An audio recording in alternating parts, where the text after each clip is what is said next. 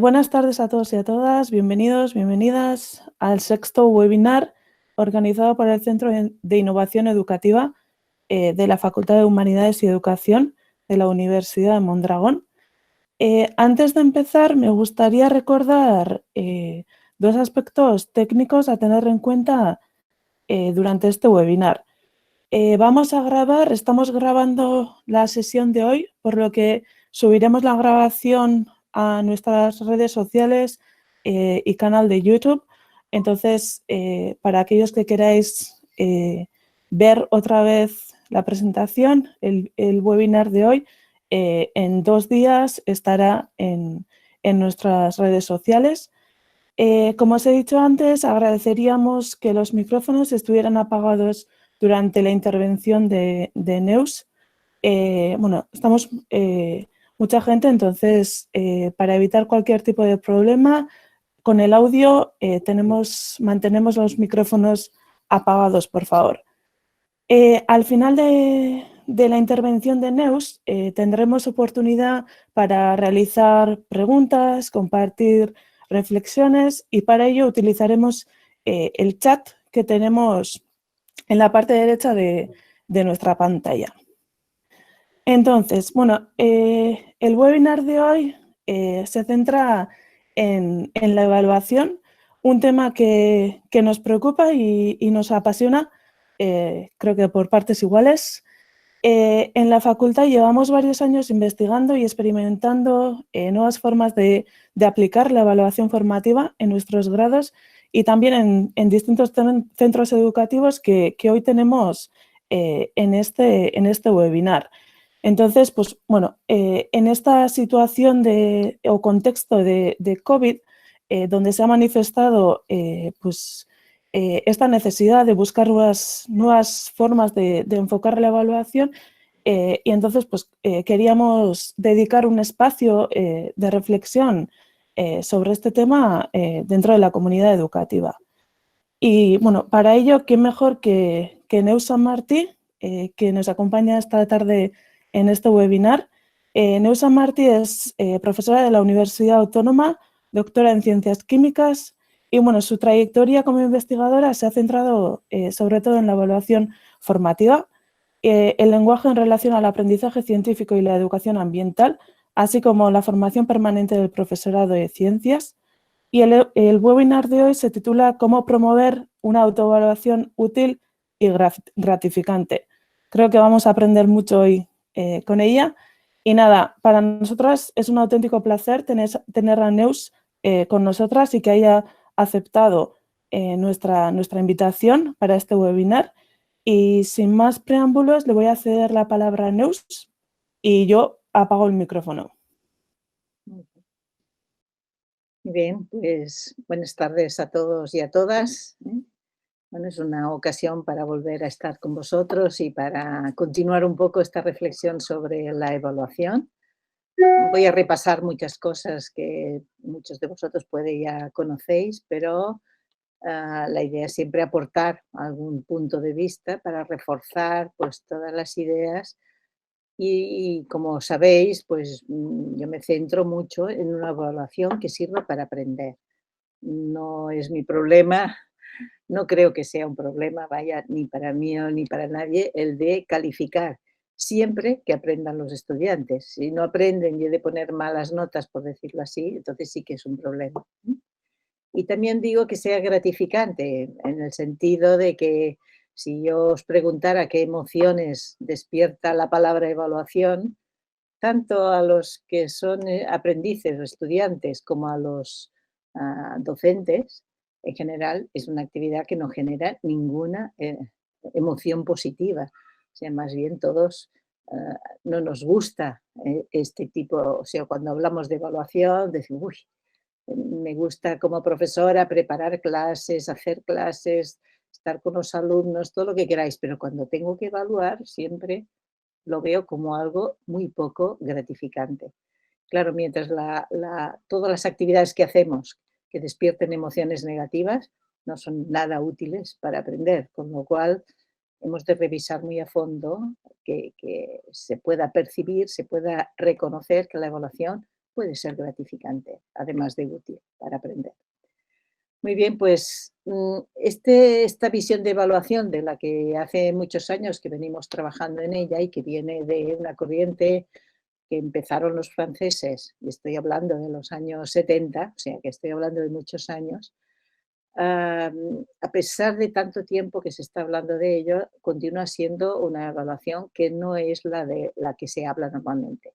He recogido algunos titulares de los periódicos y todos piensan siempre en la evaluación como algo para poner notas. Entonces, ¿cómo se va a evaluar? ¿Cómo se van a poner las notas? ¿Cómo se va a pasar de curso? O sea, todas las preguntas van hacia aquí. Es cierto que hay algunas que sí que también hablan de que faltan recursos informáticos para las familias, pero en cambio no he encontrado ninguno, habría alguno que se plantee sobre qué aprenderán realmente los jóvenes, no que los vamos a evaluar, sino qué van a aprender en este contexto. Y aquí sí que no hay titulares de los periódicos y parece que esto no sea una preocupación evidente y fuerte, y en cambio es la que sería más importante, porque si aprenden no habrá problemas de evaluación, ¿eh? ¿Qué está pasando mucho en este momento? Pues tanto los docentes como las familias están constatando el estrés que les conlleva dar una ayuda útil. O sea, no es tan problema el generar materiales, porque hay muchos en Internet, porque las administraciones dan muchas ideas. En general, no es el problema más importante generar materiales para que los niños y niñas y chicos y chicas trabajen en casa, sino que el problema, el estrés, y también a las familias, es el del feedback, es el de ayudar a cada aprendiz a cómo va revisando cómo hacerlo bien, ¿eh? O sea, una cosa es dar materiales para que hagan actividades, pero lo normal, lo absolutamente interesante es que lo hagan mal, porque si lo hicieran bien a la primera, dieran buenas todas las respuestas, quiere decir que ya se lo sabían, por tanto no están aprendiendo nada con esa actividad. Por tanto, lo importante, lo básico es cómo darles una ayuda útil. Y esto es lo que a las familias les lleva de cabeza, porque ven que esto les lleva mucho tiempo, y también a los docentes, porque tenemos muchísimos, hay mucha diversidad, cada alumno tiene eh, caminos diferentes, son mucho más evidentes en estos momentos, exige personalizar mucho, hacer cosas muy para cada estudiante, adecuarse a cada uno, y se dan cuenta que nos damos cuenta todos que no sirven las consignas para todos igual, ¿eh? Y además que después de dedicar mucho tiempo a corregir, o sea que los profesores se están dedicando mucho tiempo a revisar cómo hacen los alumnos las tareas e intentar darles un retorno, pues perciben que esta tarea, este esfuerzo que hacen, que además es muy costoso, no sirve para que mejoren. O sea que al final los alumnos miran la nota o miran muy bien o no tan bien y ya está. Pero no hay el ir detrás, el ir a ver cómo he de hacerlo para mejorar, ¿eh? Entonces, este es lo que pasa. También es muy interesante que sale mucha preocupación por la copia en los exámenes de distancia. He visto ejemplos, bueno, impresionantes de que no me lo podía imaginar que hubieran maestros, incluso en primaria, que se preocuparan tanto para hacer exámenes a distancia y para asegurar que sus alumnos no copian, ¿eh? Pero esto está muy demostrado, que los estudiantes copian más en exámenes, o tanto igual, ¿eh? En exámenes hacen más trampas en exámenes presenciales que en los realizados a distancia. Pongo aquí, no es para que lo leamos ahora, pero si os interesa luego consultarlo, pues hay estudios y este es un escrito que lo recoge, lo cual lo demuestran, o sea que los estudiantes copian muchísimo. También es cierto que hay escuelas que están buscando otra forma de compartir la visión de evaluación, con lo cual, porque si no las familias van a lo mismo, a ver cómo mi hijo obtiene buena puntuación y bueno, no les importa a veces decirles lo que han de poner, lo que han de escribir, lo que han de hacer, o sea, hacer una ayuda que más que una ayuda es casi hacer ellos la tarea. claro, si no comparten una visión de una evaluación que sirva para aprender, pues ellos, si lo ven solo como nota, pues el objetivo es que mi hijo tenga buena nota y nada más, ¿eh? Por ejemplo, esta escuela, pues les ha dado, está en catalán, pero supongo que lo podéis entender, pero dice, ¿cómo lo haremos? O sea, a los padres. Entender la evaluación como un proceso de acompañar por parte de los maestros a todos los alumnos, los vamos a ir haciendo, y también a las familias, y para conseguir que todos los alumnos sigan avanzando, o sea, que no hablan nunca de exámenes, de poner notas, etcétera, sino que la evaluación se ve como un sistema para que aprender. Y es un momento para intentar que las familias lo hagan, porque si no contamos con su apoyo, si ven la evaluación solo como nota, entonces será muy difícil de que en estos momentos no vayamos, incluso escuelas que habían avanzado, no vayan para atrás. O sea que aún esté atrás. ¿Qué preguntas nos podemos hacer ante toda esta situación? El objetivo de la evaluación, esto lo hemos de tener muy claro, ¿es el aprendizaje o es la calificación, o sea, la nota? ¿Cuál es el objetivo importante? ¿Cuál es la finalidad de la evaluación? Y esto lo hemos de tener bien claro. ¿Cómo plantear una evaluación para aprender a distancia si de forma presencial ya es muy difícil? O sea, cuando las escuelas que se han planteado hacer una evaluación para aprender en la escuela les exige todo un trabajo a largo plazo, complejo. Entonces, ¿cómo hacerlo a distancia? Y sobre todo, ¿cómo hacerlo a distancia si no tienen esta experiencia, no tienen estos recursos formativos, estas competencias que hay detrás de poderse autoevaluar que no se han adquirido? Entonces, es muy difícil, ¿eh? Y entonces vamos a hablar sobre todo de los aspectos clave que hemos de tener en cuenta para que la evaluación realmente sea útil. Hemos de pensar siempre que entendemos por evaluar. Yo siempre lo explico, pero digo, vale la pena repasarlo, porque si no, no tenemos conciencia de que evaluar es algo que no necesariamente, que lo de la nota es solo un aspecto muy, muy pequeño. Primero es recoger datos, o sea, la evaluación siempre exige tener datos. El problema es que hasta ahora los datos que teníamos eran muy pocos, pero aquí ya tenéis, por ejemplo, una referencia en la cual dice 60 formas de recoger datos. O sea, si solo recogemos datos escritos, datos que los alumnos tienen que leer mucho, etcétera, entonces estamos evaluando a veces otras cosas. Estamos evaluando la comprensión lectora o la capacidad de escribir bien. Entonces debemos de ver cuál es lo que quiero evaluar. Y además cada alumno tiene sus puntos fuertes. Hay unos que escriben mejor, otros que leen mejor, otros que dibujan mejor, otros. Si no diversificamos las fuentes de datos, pues entonces no podemos asegurar que se está evaluando una línea, sino que se están haciendo a veces otras cosas. Este es el primer paso. Por tanto, se han de tener datos y en este sentido, lo que sí que estamos viendo todos en muchas escuelas es que no solo que se recogen datos variados, o sea, se pide a los estudiantes que hagan vídeos, que hagan dibujos, que hagan fotografías, etcétera, o sea, que hayan datos distintos de los típicos del examen. Aún así, yo veo estoy recogiendo muchos datos de lo que están haciendo las escuelas y aún continúa habiendo mucho la, la típica ficha, en la cual el estudiante hace la ficha, se devuelve y es lo que el profesor hace la evaluación, que diríamos, el feedback sobre esta ficha clásica.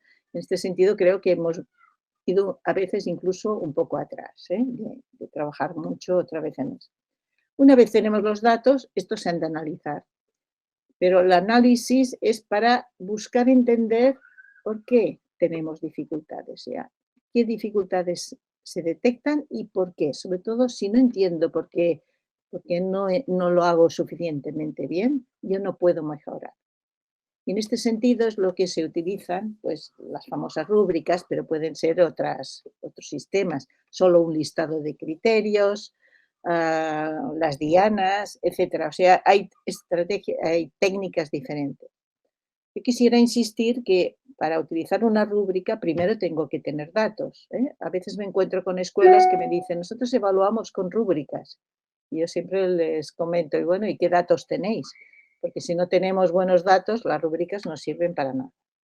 Luego también veremos que hacer una buena rúbrica no es nada fácil.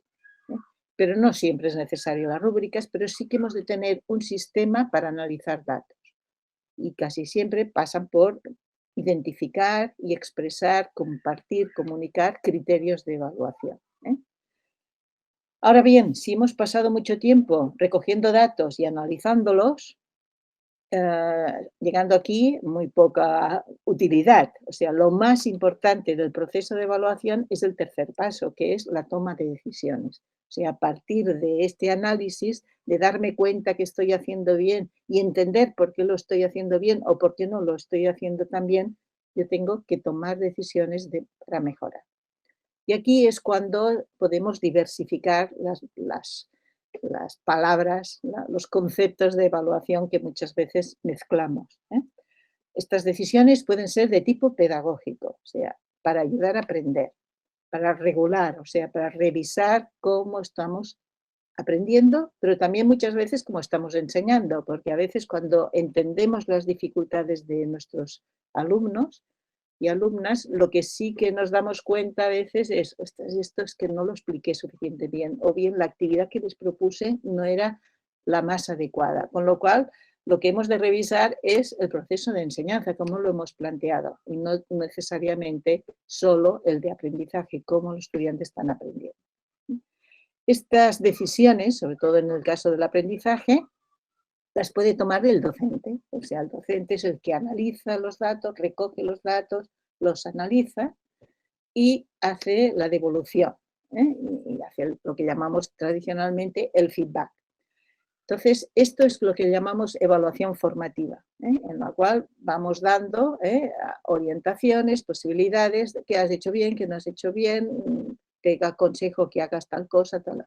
Pero en estos casos siempre es el docente que toma la decisión y es lo que tradicionalmente llamamos evaluación formativa.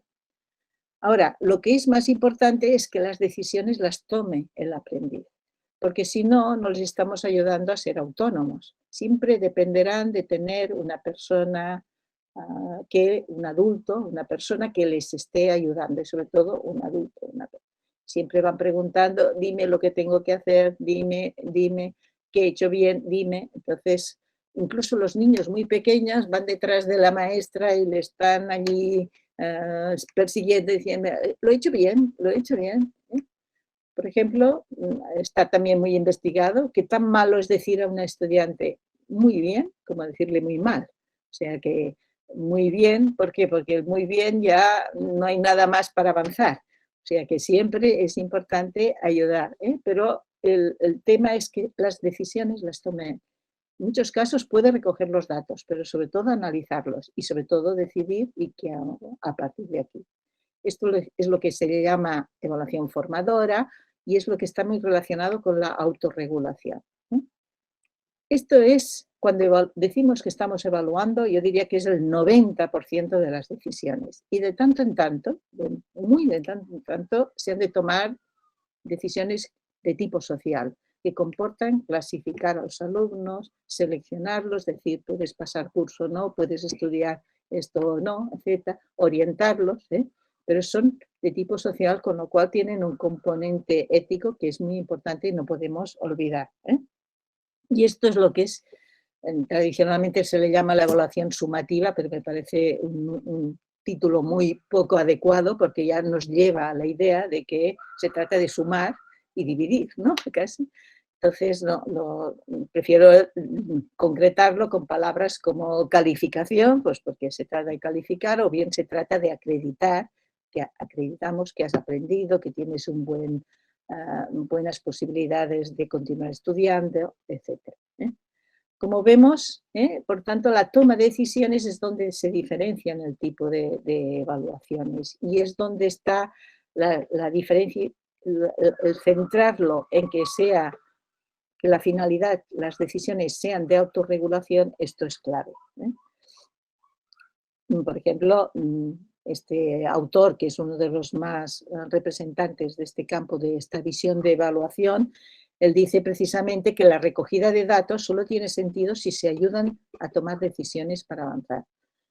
Yo lo digo porque muchas veces los profesores lo que tenemos es una libreta con muchas columnas en las cuales vamos apuntando los resultados de todas las actividades, resultados en números, a veces en letras, pero es lo mismo, en números, y luego al final, pues con el Excel o con lo que sea, vamos haciendo promedios y vamos dando. Claro, esto no es necesario tanto trabajo. Si este es la finalidad de recoger datos, os aseguro que con muchos menos ya podemos llegar a poder decir si un estudiante ha aprendido o no. En cambio, lo que es importante es que sean datos que ayuden a decir esto, cómo vamos avanzando, en qué aún no soy suficientemente competente, no tengo un buen conocimiento y que puedo ir mejorando. Y yo pongo siempre este ejemplo, que me parece que es real, porque va muy bien para entenderlo, porque uno de los problemas es que los alumnos cuando toman decisiones, incluso cuando se plantea, no en situaciones aparentemente de evaluación, resulta que el gran problema es que no toman buenas decisiones. Y esto es lo que estamos viendo en todas las investigaciones, o sea, que cada vez más vemos que son capaces de analizar con ayuda de criterios y todo, pero decidir qué hacer para avanzar, no, esto es lo que les cuesta más, necesitan más ayuda. Este ejemplo que pongo muchas veces es real, es un niño de 5 años y de repente un día decide no dibujar. Hasta aquel momento había estado dibujando en clase, pero entonces dice, no, no, yo no quiero dibujar, no dibujo más, se pone así encima de la mesa, cuando la maestra se lo propone no quiere hacer.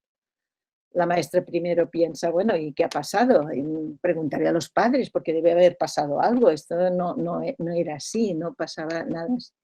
La familia, pues no, cuando habla con ellos, no, tampoco ven que haya pasado nada en casa, y entonces la maestra dice, ya me observaré, haré una observación más a fondo, y lo que se da cuenta es que hacía pues más de un mes, o sea, no era una cosa de un día para otro, sino, en cambio, el cambio, la decisión del alumno sí que fue de un día para otro, pero ella vio que hacía más de un mes los habían cambiado de sitio todos los niños y este estaba al lado de un niño que dibujaba muy bien. Daniel estaba al lado de otro compañero que dibujaba muy bien.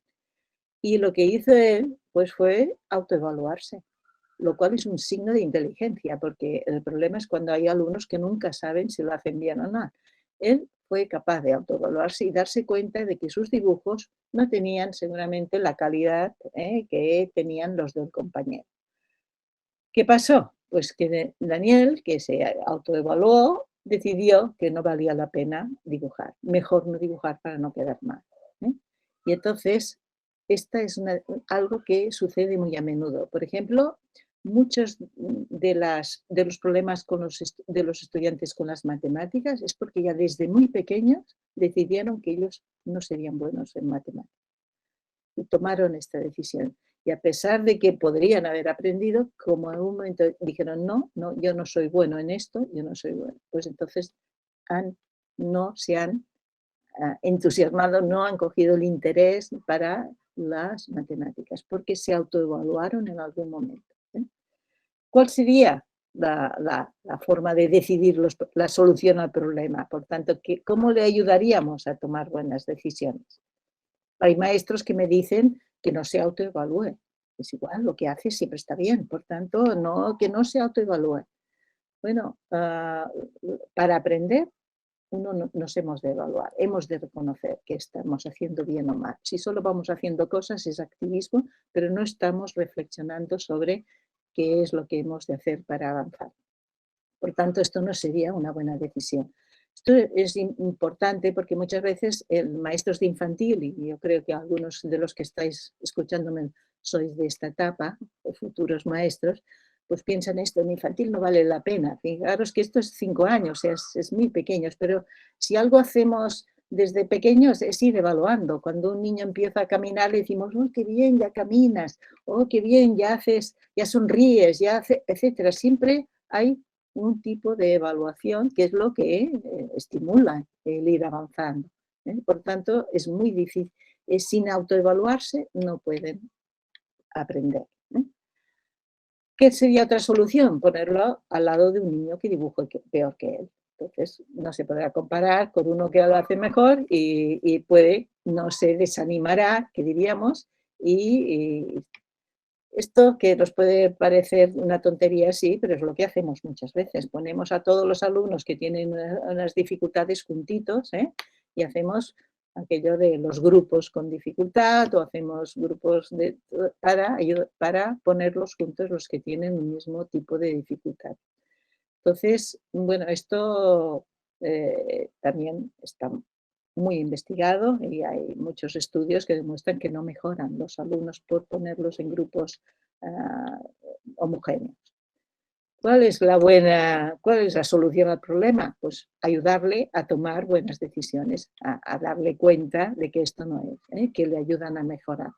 Por tanto, el feedback, hoy se está hablando mucho de esta idea. El feedback no tiene que ser feedback solo, de decir, sino que tiene que ser un feedback para ir adelante, para avanzar. Por tanto, un feedback que solo diga, mira, esto no lo has hecho suficientemente, vuélvelo a hacer, repítelo, o esto no sería un buen feedback. El feedback al cual hoy todo el mundo está de acuerdo que hemos de ir es el que ayuda a avanzar. Por tanto, puede ser que el mismo alumno que lo hace muy bien, pues le ayude al compañero, mira, que le explique cómo lo hago yo y qué es lo que tengo que hacer y qué te recomiendo para hacer. O sea, siempre ha de ir para ir adelante, pero no para atrás. Bien. Por tanto, hemos de ver la evaluación, siempre la hemos visto como una foto. Hacemos un examen, hacemos una prueba, hacemos un vídeo, hacemos demás y es la foto. En cambio, lo hemos de ver como una película en la cual hemos de ir viendo cómo va avanzando, cómo lo hacía antes y cómo lo hago ahora. ¿En qué voy avanzando? ¿En qué puedo mejorar? O sea, siempre es la idea del movimiento, de ir caminando, no de pensar la evaluación como ahora he estado trabajando y ahora voy a ver la foto de cómo lo estoy haciendo. No, es respecto anteriormente, en qué he mejorado, qué es lo que tengo que hacer para ir avanzando. Como dice Héctor Ruiz, últimamente en el libro que escribió, dice, pues cuando un niño o una niña aprende a aprender, en realidad lo que aprende es autorregularse. O sea que cuando decimos estamos trabajando la competencia de aprender a aprender, de hecho estamos hablando de autorregularse. O sea, está relacionado. Las personas que aprenden son las que son capaces de autorregularse. Y aquí es el gran reto. Entonces, ¿qué cambios son los importantes para conseguir que se puedan autoevaluar? ¿Qué ideas tenemos que ver que son importantes a cambiar? Las investigaciones se han realizado con personas expertas en aprender. O sea, las personas que aprenden, ¿qué es lo que les caracteriza? Entonces se ha visto que hay 3 condiciones básicas. La primera es que reconocen el objetivo de aprendizaje. Cuando hacen alguna tarea no la hacen para hacer, sino que saben la finalidad, qué hay detrás de la actividad. No es hacer un dibujo, sino es por qué estamos haciendo este dibujo, cuál es el objetivo que hay detrás. Esto no es tan fácil como... La siguiente característica, esto es muy importante, lo del objetivo todo el mundo lo ve básico, porque los alumnos hacen cosas, hacen actividades, pero nunca saben para qué. Hacen experimentos, hacen lo que queráis, dibujos, muchas actividades. Pero si no saben para qué las hacen, no queda nada interiorizado en su cabeza. Son cosas que pasan. La siguiente característica que tienen las personas expertas en aprender es que anticipan y planifican, o sea, que antes de hacer alguna tarea piensan cómo hacerla. Mientras que los malos aprendices está muy comprobado que se ponen a hacer la tarea y nunca piensan antes. Se pondrán a escribir un texto sin pensarlo, a resolver un problema sin pensarlo, etc.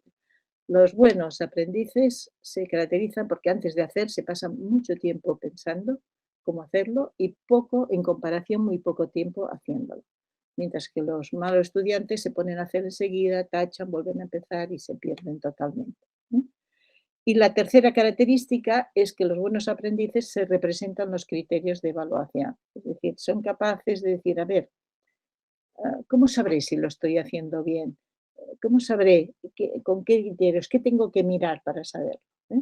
Esto también está muy comprobado que hay muchos alumnos que no tienen nunca idea. Llegan a una actividad de evaluación y ¿qué saldrá en esta actividad? Ni idea. ¿Cómo te ha ido? Ni idea. Entonces quiere decir que no se representan los criterios. Si yo no sé cómo sabré si una cosa la estoy haciendo bastante bien, ¿cómo me podré regular? ¿Cómo podré autorregularme? Entonces son características, 3 características claves.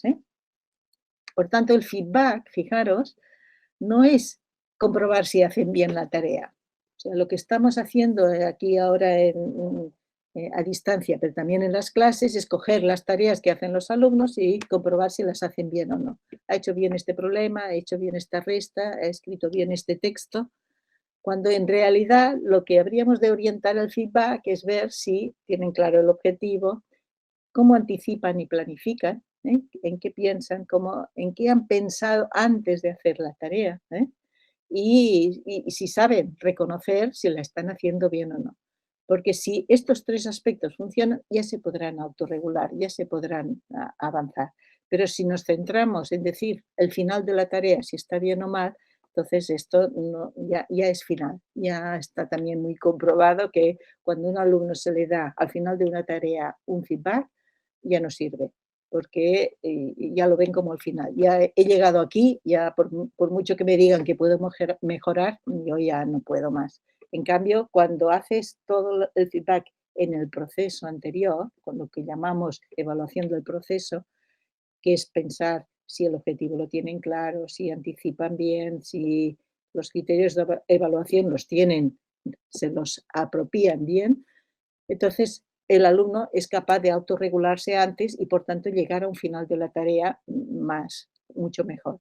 Pero en cambio poner el feedback después de haber acabado ya la tarea ya no tiene, las mejoras son muy pocas, porque ya uno ya se ha desanimado. Uy, he hecho todo el trabajo y no me ha sido útil. Fijaros que he dicho evaluación del proceso, pero yo quiero insistir que hay muchas personas que confunden evaluación del proceso con nota continua. O sea, nosotros evaluamos el proceso. ¿Y qué consiste? Pues muchas columnas del del Excel, en el cual a cada tarea le vas poniendo nota. Esto no es evaluar el proceso, esto es evaluar por partes, pero la idea es la misma. Por tanto, evaluar el proceso es evaluar esto que os digo, el objetivo, la planificación, y por tanto, no poner nunca calificaciones de resultados, más bien poner calificaciones de la planificación, de cómo lo anticipan, y los criterios de evaluación. Ahora yo os voy a poner ejemplos. A partir de aquí, estas son las ideas claves de una evaluación para que sea útil y gratificante. Y ahora vamos a reflexionar sobre ejemplos hasta que me dé tiempo, más o menos. Y no quiero alargarme mucho más, y si acaso algunos los pasaré muy rápido, pero tendréis el PowerPoint a vuestra disposición. Este es un ejemplo que también pongo muchas veces. Son niños y niñas de P5, y han trabajado sobre las sombras, y han investigado de qué depende que una sombra sea más grande, más pequeña, más nítida, más difusa.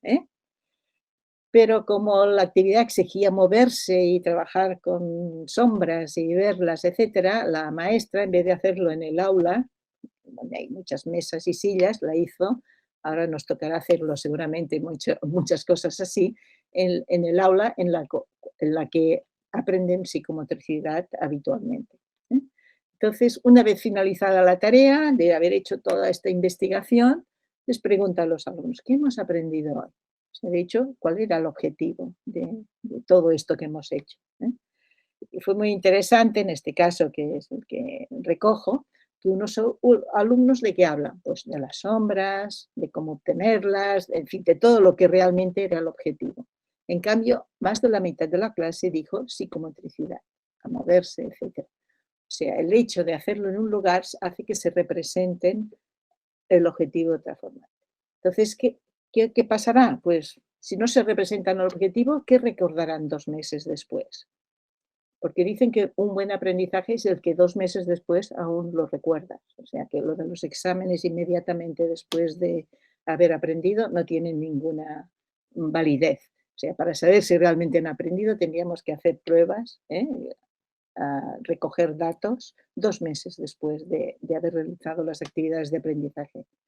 Pero no recordarán nada. ¿Lo habrán podido interiorizar? ¿Por qué no?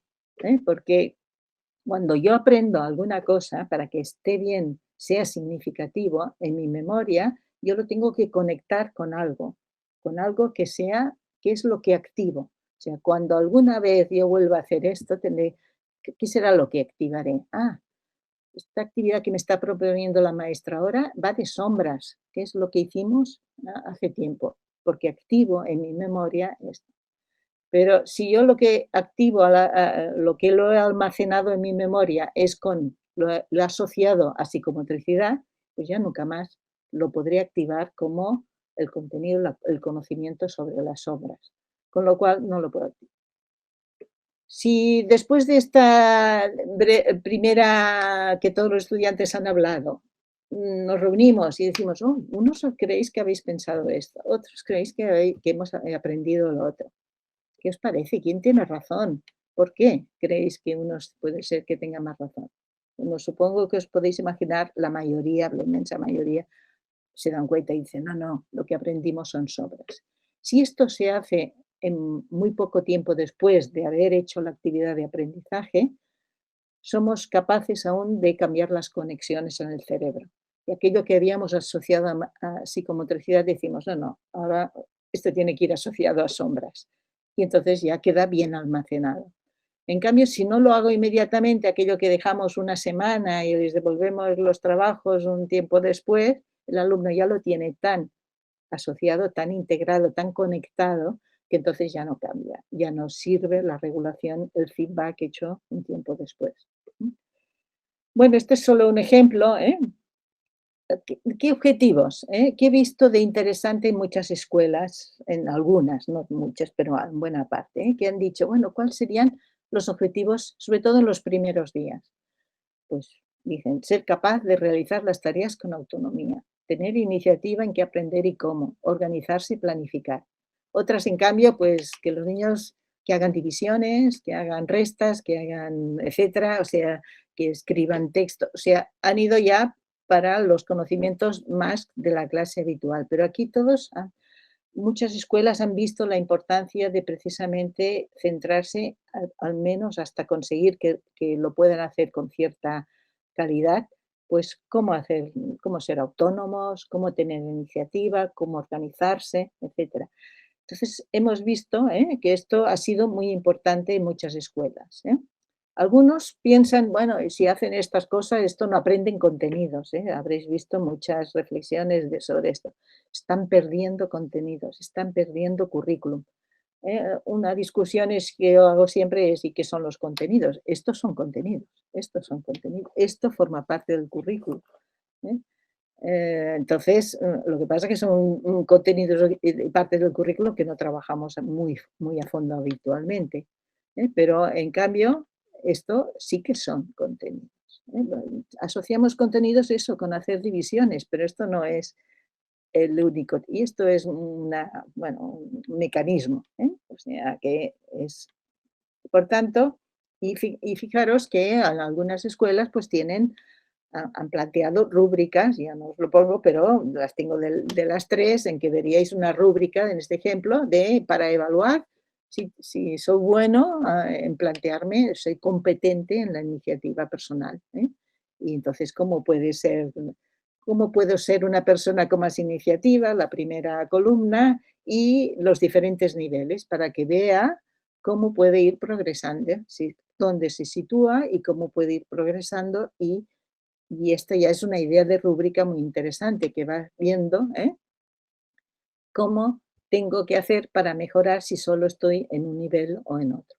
Igual que la iniciativa, estaría la de autonomía, la de saberse organizar, etc. En general, lo que se ve, cómo compartir estos aspectos con los alumnos, cómo ayudarles a construirlos. Aquí tenéis un ejemplo de un artículo que si os interesa lo podéis encontrar mejor y este profesor explica 3 estrategias que utiliza. Y yo creo que es muy interesante porque estamos viendo ahora que esto es fundamental, esta forma de actuar. Por ejemplo, él dice, explico el razonamiento que hay detrás de los objetivos, más que escribirlos o decirlos. O sea, hay mucha gente que ya está de acuerdo lo de los objetivos, pero ¿qué hacen? Empiezan la lección, lo escriben en la pizarra, el objetivo de la clase de hoy es, ¡pum!, ya está. Y ahora vamos a hacer las actividades. Él lo que dice es que explico, más que escribirlos o decirlos, lo que hace es explicar por qué. ¿Por qué me he planteado yo este objetivo? Porque me parece que os puede ser útil e interesante aprender lo que hoy os propongo hacer en esta actividad, ¿no?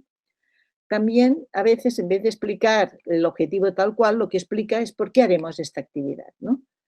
¿Por qué la he creado? ¿Por qué he generado esta actividad? ¿Por qué os estoy proponiendo hacerlo? Y a veces lo hace en la mitad del proceso, o sea, mientras hacen la actividad y la están haciendo, paramos, y decimos, bueno, haciendo esto que os he propuesto, ¿qué estáis aprendiendo? Vamos a ver, ¿y funciona? ¿Creéis que está funcionando, que realmente sirve para aprender esto? Y les invito a que me hagan propuestas de mejora. O sea, que todo lo que vean que no funciona, que me hagan propuestas para mejorar, ¿no? Más ejemplos de estos os pongo porque esto es, en los últimos años es lo que estamos viendo que es clave, ¿eh? Este ejemplo que también estuvimos observando en 2 escuelas, las 2 profesoras tenían el mismo objetivo, consensuando, el grupo A y el grupo B, digamos, pero a pesar de que el objetivo era el mismo, tenían formas de enseñar, digamos, de trabajar con los alumnos muy diferentes. El objetivo en este caso era planificar cómo hacer un buen uso de las pantallas. Ya sabéis que este es uno de los problemas actual, sobre todo como más llegando a la adolescencia, pero incluso ya muchos están viendo en niños pequeños que también es un problema. Y vamos a ver cómo actuaron las 2 profesoras. La primera que hizo, empezó y explicó, ayer me di cuenta de que algo no estaba haciendo bien. Cuando llegué a mi casa, empecé a mirar el teléfono, el móvil, a responder mensajes y de repente me di cuenta, hoy casi no he dicho hola a mi marido ni a mis hijos, no les he preguntado cómo ha ido, sino me he puesto enseguida a hacer. Entonces dice, ¿qué me recomendaríais para mejorar? ¿Qué habría de hacer para que esto no sucediera? Porque os parece que no es una buena actuación. En esta clase que estuvimos observando, los alumnos enseguida se pusieron a darle ideas. Mira, podríamos hacer eso, podríamos hacer lo otro, y discutieron y llegaron un poco a hacer un resumen de propuestas. Otra cosa es que luego las apliquen, pero al menos a pensar sobre el problema y a plantearse planes, a anticipar posibles formas de trabajar que no sean en esta línea. ¿Qué hizo la profesora 2? Empezó, hoy hablaremos sobre este objetivo, y lo dijo, y lo puso en la pizarra. Yo creo que os puede ir muy bien esta idea, esta idea, esta idea. O sea, les dijo unas cuantas recomendaciones. ¿Tenéis alguna idea más? Silencio absoluto. No hubo ningún alumno que interviniera, que hiciera propuestas, todos estaban pensando en otras cosas, etc. Fijaros solo el matiz, o sea, que tener el objetivo claro es importante, pero luego hemos de ver cómo lo compartimos. Y este compartir poniéndose en lugar de los alumnos y dándoles, comunicándoles que nosotros también hemos tenido muchos problemas. El problema es que nosotros nos acordamos de las dificultades que tuvimos cuando aprendimos a dividir. Nos cuesta expresarlo, pero y lo damos como si fuera algo muy fácil y que nosotros no hemos tenido nunca ningún problema. Pero hablar de las dificultades ya y del objetivo, esto ayuda muchísimo al aprendizaje. Yo, por ejemplo, he pedido a varios alumnos que me explicaran de las actividades que le están poniendo los profesores estos días, cuáles les parecían que habían sido más útiles. Y ha sido muy interesante que van en esta línea, ya lo veréis. Os pongo solo 2 ejemplos. Dice, un alumno me dice, la profesora nos envió un vídeo de educación física, en este caso era, en el que ella explicaba 2 maneras como ella hacía el ejercicio. ¿Por qué pensaba que era un buen ejercicio para hacer? y qué le había costado más y cómo lo había ido mejorando. Nos hizo los 2 vídeos y luego nos pidió que nosotros también lo hiciéramos y también explicáramos cómo íbamos mejorando para llegar a hacer estos 2 ejercicios. Pero el hecho de, ella explicaba, el hecho de que la profesora la viéramos y que nos explicara las dificultades, dice, esto te animó, me animó muchísimo a hacerlo y en otro caso muy parecido, pero diferente, ¿eh? Nos ha pedido hacer un diario de estos días, ¿eh?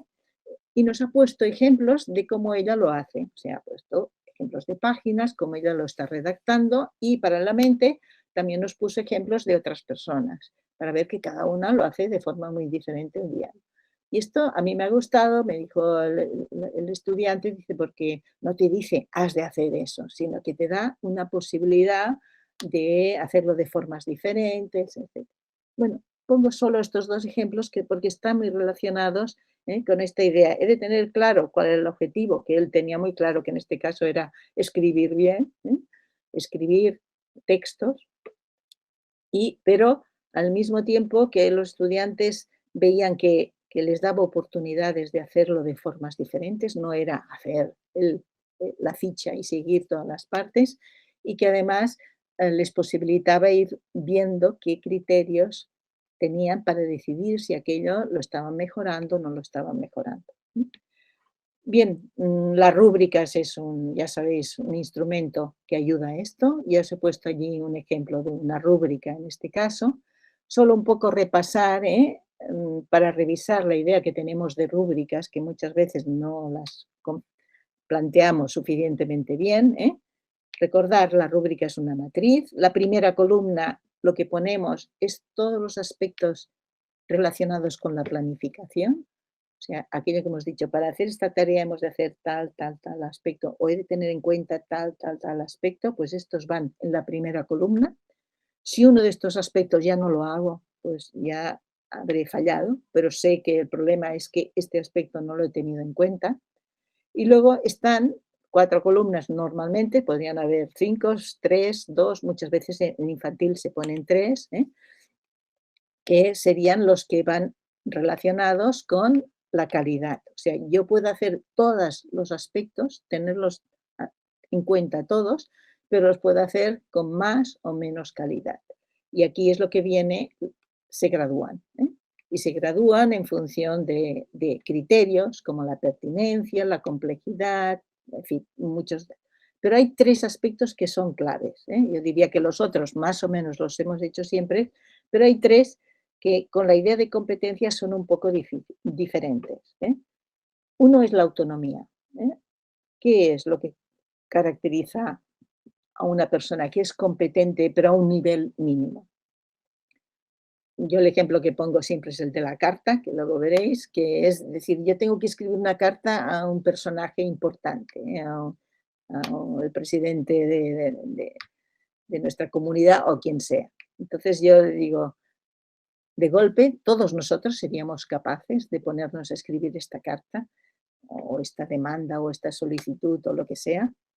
Normalmente, así de golpe no seríamos capaces, pero todos tenemos recursos, somos competentes en aprender y diríamos, seguro que voy a internet y hay un guión, hay una plantilla, hay algo que me ayudará a hacer esta carta y enviarla bien. Por tanto, si yo lo hago y llega y la hago bien, he necesitado ayuda de alguien para hacerlo. Por tanto, ¿qué es el nivel mínimo de calidad? El que hace la tarea, pero ha necesitado ayuda. Si es menos que esto, quiere decir que incluso con ayuda aún no lo hago suficientemente bien. Pero el aprendiz es el mínimo sería el que lo hace. ¿Qué sería el avanzado? El que lo hace solo. Bien, no ha necesitado ayuda. Entonces, ¿qué es el experto? ¿Qué es el de sobresaliente? Pues precisamente es la persona que es capaz de dar la ayuda. O sea, el experto sería el que ha hecho la plantilla. El experto es el que te puede ayudar a aprender. Este siempre es lo que caracteriza a la persona. Los maestros, los profesores lo sabemos muy bien, que cuando explicamos algo nos damos cuenta, uy, ahora sí que lo he entendido bien. O sea, cuando sabes más es cuando eres capaz de explicar. Y cuando figura que lo sabes, pero aún no sabes cómo explicarlo, te das cuenta que aún no tienes un conocimiento suficiente. Otro es el nivel de creatividad. ¿eh? El anterior yo creo que esto es importante, porque esto hasta ahora, estudiantes que lo hacían muy bien solos, eran de sobresaliente, pero en cambio con esta visión no lo serían de notable, porque el sobresaliente ha de ser capaz de ayudar a los compañeros. Y muchas veces este estudiante que lo hace todo bien solo es incapaz de trabajar con los demás, de ayudar. Por tanto, no sería de este. Y esto es un cambio conceptual importante. Aún así, yo a veces las familias que al principio les cuesta entenderlo, cuando se lo explicas, todo el mundo está de acuerdo. Dice, uy, esto en mi trabajo es muy importante, ser capaz de ayudar, etc. O sea, que lo ven como una competencia que es importante definirlo. Otros aspectos es la creatividad también. Hasta ahora, pues un alumno que hacía bien tal como le habíamos explicado y seguía todos los pasos y lo hacía bien de forma, digamos, como un machaca, que es capaz de repetir, pues ya era excelente. En cambio ahora habríamos de valorar el que es capaz de inventar otros caminos, otras formas de trabajar. La creatividad es muy importante como criterio de evaluación.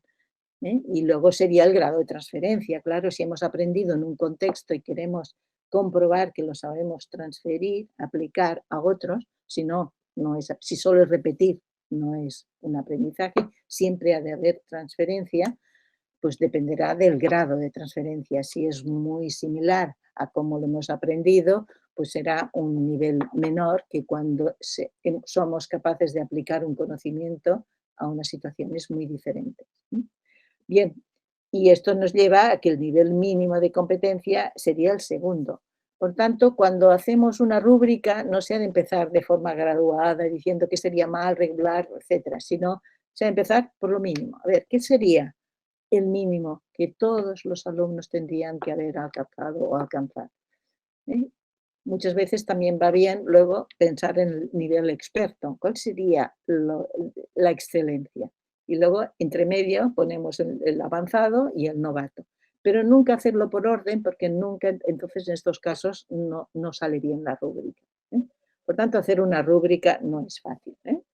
Va muy bien tener datos de los alumnos. Aquí tenéis unos alumnos que les ponían, el objetivo era hablar matemáticamente de hechos, de situaciones cotidianas, pero utilizar las matemáticas para ver, matematizar, por decirlo, las situaciones a partir de describirlas. En este caso ya veis que es una tableta de chocolate, entonces lo que habían de describir es este ejemplo que tienen aquí. Entonces, cuando analizamos cómo lo dicen los alumnos, estamos viendo estos 4 niveles que os explicaba antes de graduación de la rúbrica. Por ejemplo, unos solo utilizan palabras, no utilizan cifras, con lo cual estarían por debajo de lo que sería el mínimo, porque no utilizan el lenguaje matemático. Otros sí que utilizan cifras, pero de hecho o cuentan, dicen 50 porciones porque han contado o copian la etiqueta, etc. O sea que utilizan un lenguaje matemático, pero es muy reproductivo, muy igual. El tercer nivel son los que ya argumentan y, por ejemplo, dicen, pues como tiene 10 columnas y 5 porciones en cada una, pues serán 10 por 5, 50. Fijaros que están utilizando ya pensamiento matemático, están utilizando recursos matemáticos. Y luego hay alumnos, como el ejemplo que tenéis aquí, que entonces son lo que diríamos creativos, porque para describir esta, además de todo esto, añade que pues unas, no sé, 3/5 partes están encima del papel, de aluminio y 2/5 partes, o sea que da muchos más argumentos que serían de tipo creativo, diferente, etc.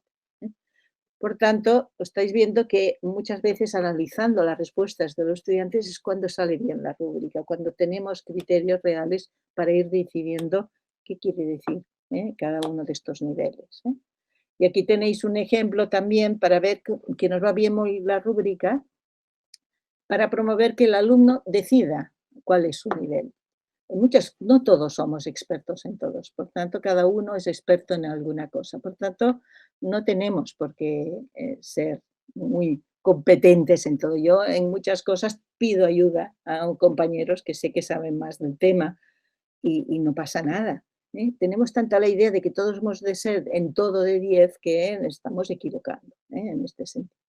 Entonces, aquí los estudiantes pues tienen 4 tareas, aquellas 4 cajas que veis en la foto, y hay de 4 niveles. Y entonces hay un nivel, el que veis aquí, que es escribir una carta, por eso os he puesto este ejemplo, en que se le da la plantilla. Entonces el alumno escoge, yo creo que ya estoy preparado para escribir una carta con plantilla. Entonces escoge el nivel que él cree y lo hace. Si cree que puede mejorar, pues un tiempo después hace el del nivel siguiente, que es sin plantilla, hacer una carta. Y si quiere que puede mejorar, pues un día hace una plantilla de lo que sea. Esta es la idea que hay detrás. Los franceses le llaman ceintures, porque hacen la analogía con los cinturones de judo. Y a partir de aquí van trabajando. Si queréis podéis encontrar muchos ejemplos y datos que ellos tienen. Por tanto, lo que hemos de tener muy en cuenta es que la evaluación lo que nos dice es que somos diversos, los niños y niñas lo son, las personas lo somos al inicio, y por suerte, porque si todos fuéramos iguales, somos diversos al inicio y somos diversos al final. No podemos pretender que todos lleguen a lo mismo, sino que cada uno tiene, ahora todos tienen que llegar a un mínimo de competencia y a eso no podemos renunciar.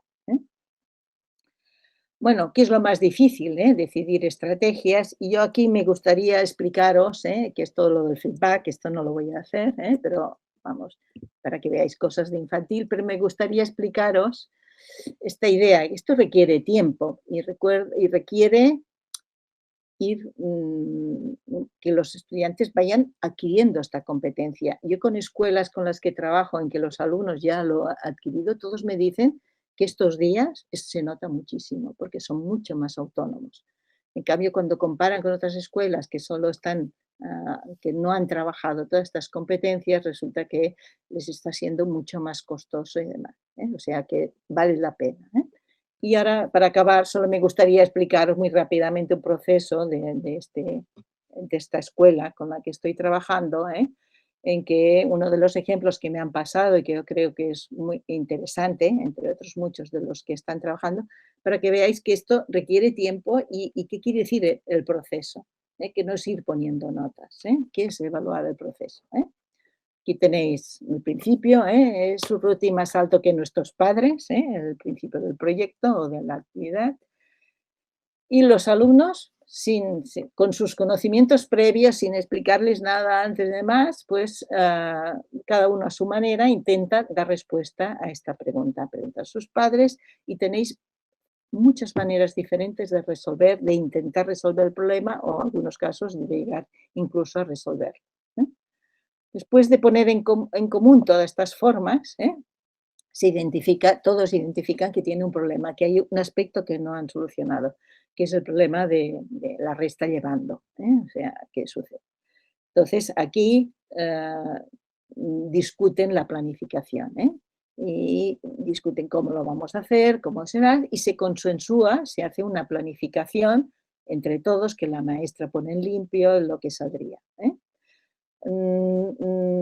La idea es, para motivarlos, es que esto valdrá la pena que lo tengamos bien recogido porque luego nos habremos de acordar siempre que queramos hacer una resta, siempre podamos irlo a consultar. ¿Qué hacen luego? Cada alumno escribe su planificación porque esta es la general, la que se ha dado, pero luego cada uno lo hacemos diferente. Si yo os preguntara a vosotros cómo planificáis la escritura de un texto, seguro que sería difícil encontrar dos que lo hicierais igual.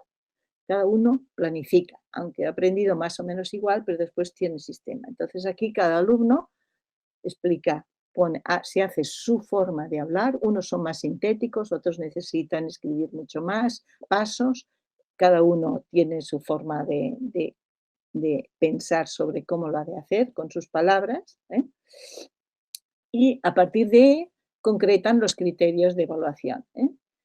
Se han revisado y el problema es, ¿cómo sabemos si lo estamos haciendo bien? ¿Cómo sabemos si estamos haciendo la resta bien? Y entonces entran los criterios de evaluación, que sería aquí los de calidad. ¿Qué quiere decir hacerlo bien? He hecho esto.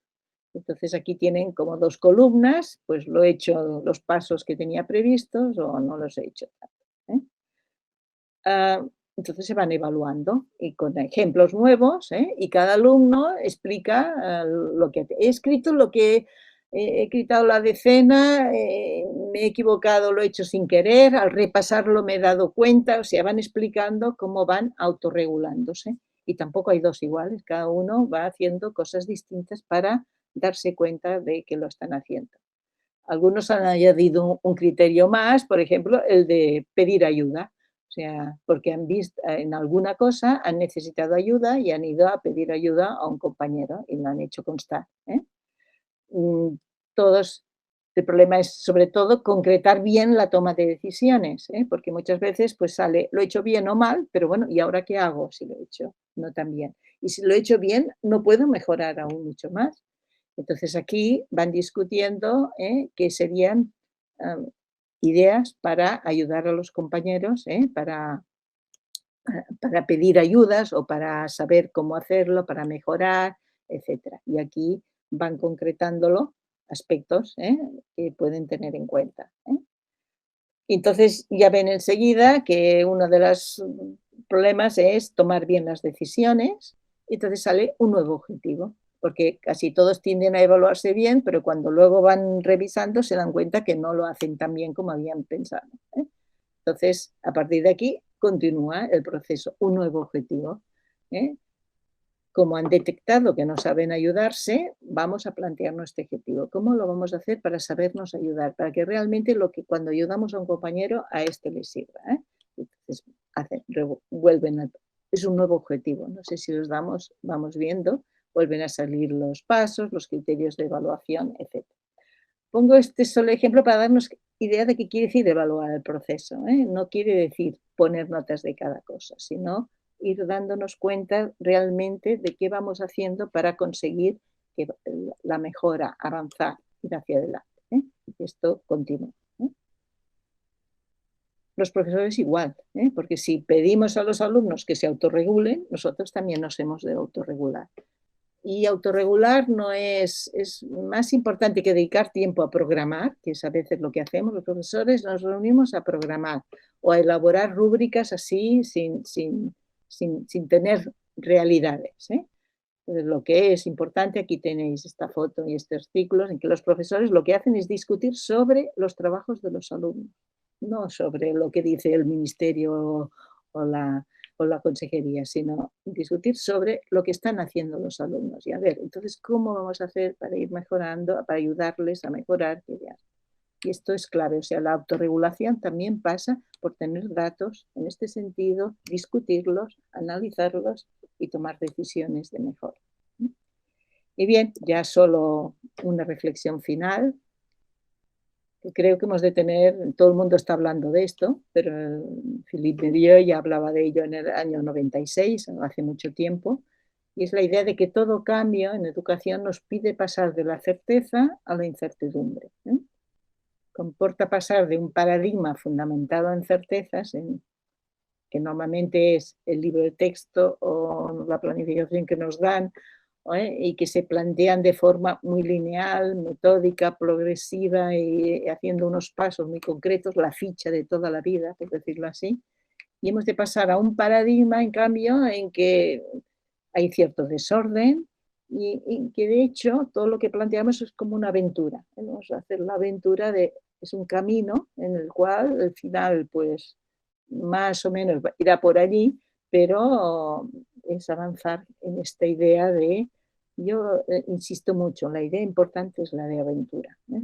Como los maestros, los docentes, no seamos un poco aventureros, o sea, no busquemos estar seguro, esto es lo que va bien, esto es lo que debe hacer, sino voy a probar, vamos a hacer. Y con esta idea muy clara de que y me voy a ir autorregulando, o sea, voy viendo, a ver, esto funciona, y esto por qué funciona o por qué no, y vamos a ir adelante. Si no vamos con esta idea, pues estaremos anclados en el pasado de toda la vida, y sobre todo en evaluación.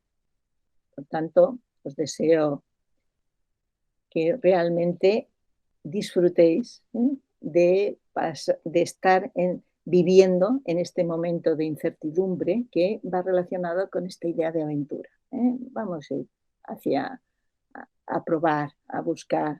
Si no tenemos este espíritu un poco de aventura, será muy difícil que logremos cambiar las prácticas y las ideas sobre la evaluación.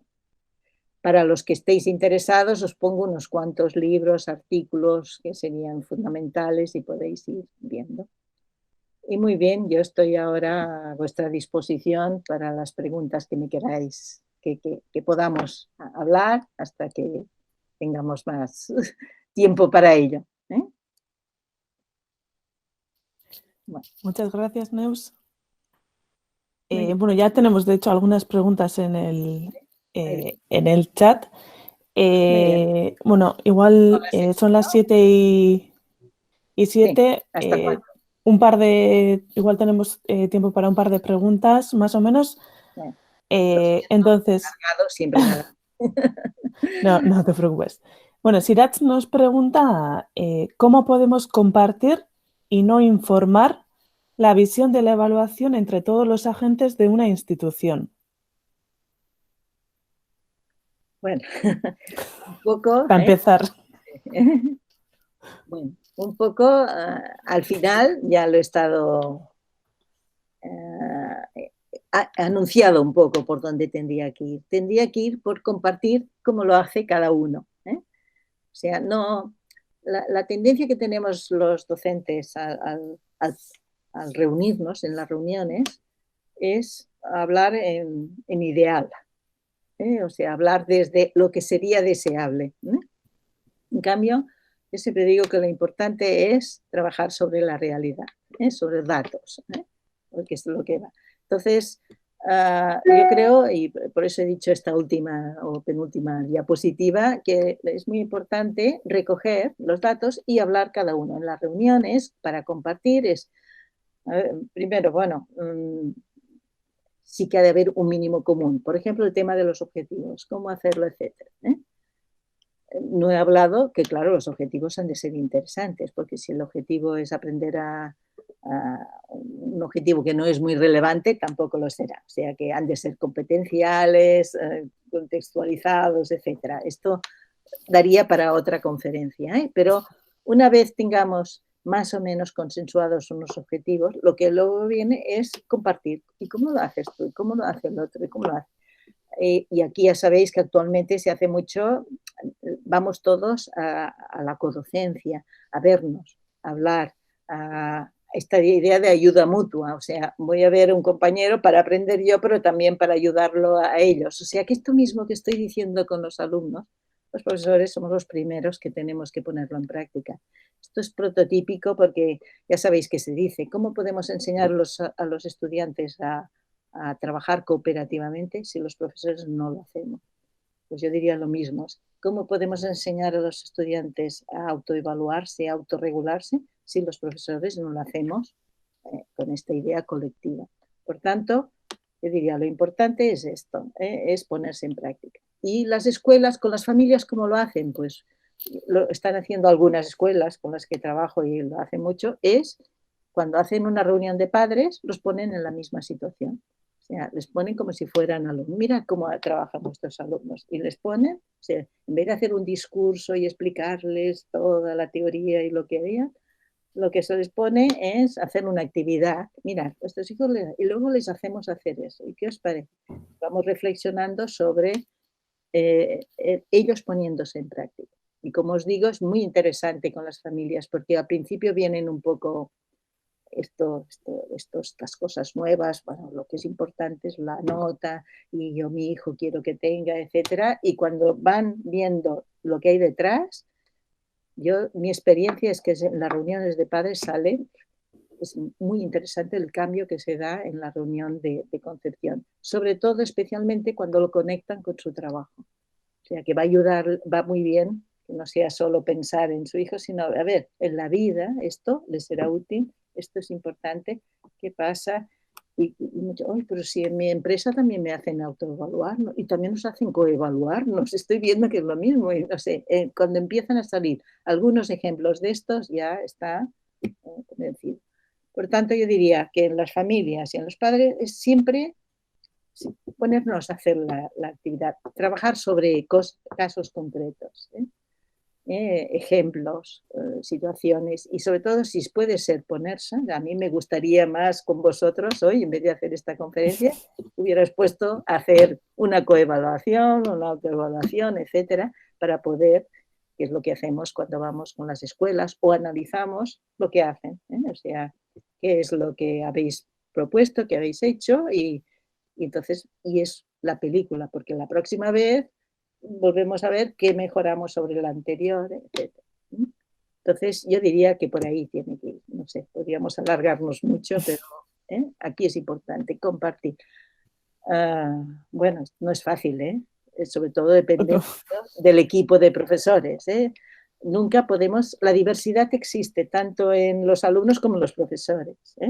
Evidentemente, si la mayoría de profesores no están por esta labor, no están por cambiar, por innovar en este camino, es muy difícil. Yo digo, se han de jubilar primero. Pero si ya hay una buena parte que sí, que quieren ir por aquí, y sobre todo la dirección lo ve muy claro y tiene empatía y sabe motivarlo, entonces se puede avanzar muy bien. Vale. ¿Qué más? ¿Cuál sería otra pregunta? Vale, igual cerramos con una última pregunta. Nagore nos pregunta a ver si nos puedes hablar un poco más sobre el impacto del feedback, feed up y feed forward en el alumnado. Bueno, preguntas con fondo. Pero bueno, a ver, el tema del feedback, ya digo que actualmente se está investigando mucho. El famoso estudio de Hattie, que no sé si conocéis, el aprendizaje visible, que ha hecho toda una organización de las cosas que hacemos los profesores, de las experiencias que hacemos, cuáles son las que tienen más impacto en el aprendizaje. El feedback es una de las altas. La primera, la más, es la autoevaluación, relacionado con las expectativas que tenga el alumno. O sea, si les decimos autoevaluaros y el alumno dice no me va a servir para nada, esto es no sé qué, tampoco sirve. O sea que la autoevaluación ha de venir conjuntamente con todo un trabajo de los valores, de las actitudes, de lo que hay detrás, para que se convenzan de que realmente esto me ayuda. Y una de las que va detrás es el feedback, que normalmente el feedback se piensa más en el feedback del adulto. Por tanto, cuando el feedback lo dan los compañeros ya es autoevaluación, coevaluación, ya sería el primero. Pero esto está muy estudiado. Ahora, lo que ahora se está discutiendo mucho es este feedback, para que sea realmente, para que funcione, qué características tiene que tener. Entonces, lo que se ha visto mucho, que he empezado a hablar, es eso, que el feedback, hablan de 3 feedbacks. ¿De dónde vengo? ¿De dónde vengo? ¿Cuál sería el inicio? El feed por atrás. El feedback que es en presente, que he hecho mal y que he hecho bien, que estaría relacionado con la corrección típica de toda la vida, pero bien planteada. Pero lo que se está viendo, que si no se da el otro feedback, tampoco tiene muy buenos resultados. O sea que lo que es importante es que este feedback siempre termine con ¿y qué recomendarías para mejorar? Te doy ideas para mejorar. Si no vamos por aquí, no funciona el feedback suficientemente bien. Siempre sirve un poco, pero poco, muy poco. Entonces, en cambio, cuando damos recomendaciones, y ya veréis que muchas veces hasta ahora, cuando hacían coevaluación los estudiantes, o incluso el profesor, no hay que decirlo, casi siempre decimos, esto está mal, esto está mal. A veces decimos ya lo que está bien, pero las recomendaciones para mejorar, incluso de los profesores, que es lo que imitan los alumnos, es tengo que trabajar más. O sea, cuando los estudios dicen, ¿qué harías para mejorar? He de trabajar más, he de estudiar más, he de estar más atento, Claro, esto no ayuda a la tarea concreta, porque el problema que tiene es que no divide bien, para decirlo, que el texto no es un texto de calidad. En cambio, si no damos el feedback concreto, por ejemplo, cuando a un alumno que ya lo hace bastante bien un texto le dices, ¿y por qué la historia, en vez de empezarla por inicio, nudo y desenlace, no la empiezas por el final y miras de construirla al revés. Esta es, ¿veis? Es un forward, ¿eh? O sea, le estamos dando un feedback que le ayude a hacer un paso. Evidentemente, a un alumno que tiene dificultades iniciales no le daremos este paso tan de creatividad tan diferente, pero hay alumnos que esto es un paso para les orienta, porque claro, si no dicen, no, es que no sé qué de hacer para mejorar. Entonces, el gran reto es eso, y cuando se dan coevaluaciones entre ellos también empiezan, esto está bien, esto lo has hecho muy bien, esto lo has hecho mal, esto es poco... y las recomendaciones nunca son sobre ¿qué te recomiendo para mejorar? ¿Qué he hecho yo para mejorar? Que me parece que ha ido bien, me ha ido bien y a ti también te puede ir bien. O que he visto otro compañero que lo hacía, etc. Por tanto, por eso se habla tanto de que el feedback tiene que tener este componente de ir más allá, un forward para ir hacia adelante, para tomar decisiones. En este sentido, yo creo que esta es la idea clave. Ahora, no es fácil. Lo divertido es que los mismos profesores nos cuesta decir, ¿qué recomendaríamos? Aparte de decir, has de trabajar más, has de estar más atento, vuelve a hacer los ejercicios. Claro, esto no sirve. Ha de ser algo para superar alguna dificultad. Si la rúbrica está bien hecha, esto ayuda mucho. Porque la rúbrica, en principio, tendría que ser niveles que te dan ideas para pensar en este avanzar. Pero hacer una rúbrica de estas... Ya os digo que mi experiencia con las escuelas que trabajo, hacer una buena rúbrica de estas es un curso sobre un tema, sobre un objetivo que ha de ser general, pero quiere decir todo un curso, los maestros están discutiendo a partir de ejemplos de los alumnos y demás, cómo hacer esta buena rúbrica que incluye ideas para ir mejorando. Es un curso, o sea que es muy difícil si queremos que todo el centro se ponga de acuerdo. Pero claro, por eso las rúbricas tienen sentido en actividades, en tareas, en objetivos que sean muy compartidos por todos los maestros, todos los docentes y de muchos cursos, o sea, que sea una progresión. Para hacer una rúbrica por una actividad que se hace una vez no vale la pena. Mucho trabajo para poco interés. Ahora, ¿cómo evaluamos la resolución de problemas? Esto es desde primero a sexto, incluso hasta ESO, etcétera. ¿Entendéis? O sea, que hay una progresión evidente que nos hemos de poner de acuerdo. Si no, siempre enseñamos lo mismo, siempre repetimos lo mismo y no van a avanzar. En fin, esto daría, ¿estáis de acuerdo? Que nos daría para hacer una charla mucho más larga, pero no hay duda que actualmente donde se pone el acento, donde está la clave más importante de conseguir que la evaluación sea útil y gratificante es en el feedback. Esto todo el mundo está de acuerdo. Aparte de esto, detrás de este feedback, aparte del contenido específico, hay toda la idea de la empatía, como lo dices, cómo trabajas con las emociones para que este feedback al que le das no le deprima, sino que le estimule. O sea que hay todo el componente emocional que hay detrás, que no es puramente el racional de decir cuáles son las ideas claves, sino cómo las dices, en qué momento. O sea que esto daría para hablar. Bueno. Muchas gracias, Neus, por compartir. ¿No se te oye? ¿Sí? Estaba diciendo que gracias por acompañarnos esta tarde. Muy interesante todo lo que nos has dicho, nos has hecho reflexionar mucho sobre el tema de la evaluación y poco a poco ya iremos despacito y con buena letra intentando cambiar y mejorar este aspecto también. Bueno, nire aldetik bueno, aipatu eskerrak eman, gaur bertaratu zareten guztioi eta webinar honetan parte hartu zuen guztioi, bueno, gure aldetik kuartxo bat besterik ez, datorren astelenean beste webinar bat egingo dugula edo izango dugula Hezkuntza Berrikuntza Zentroak antolatua, datorren astekoan STEM-aren inguruan hitz egingo dugu, STEM-ak hezkuntza munduan duen garrantziaz hitz egingo dugu, eta datorren ostegunean, ekainaren 4an, mindfulnessa hezkuntzan webinarra izango dugu, biak ere arratsaldeko 6etan. Mila esker, etorri zareten guztiei, gonbidatuta zaudete hurrengo webinarretara, eta ondo izan.